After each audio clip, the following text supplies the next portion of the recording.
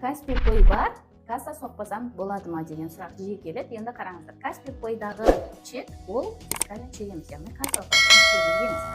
Сіз кредитпен, ретпен жаңағы сататын болсаңыздар, онда сол сатқан сумасы, мысалы 150 мың теңгеге сіз кредитке бір зат саттыңыз, 50 мың теңгенің 10% немесе 12% ұстап қалатын болса, қалған 38 мың теңге сізге түсетін болса, тура сол 50 мың теңгені 50 мың теңге деп чек кассаға ұрасыз. Себебі процент алып қалынбайды. Неге? Өйткені упрощенный режимда толық сумма көрсетіледі. 50 мың теңге кредитке сатсаңыз да, соның 38 мың теңгесі сізге таза пайда, қалған 12% ұстап қалатын болса, сіз бәрібір 50 мың теңге деп чек соғасыз.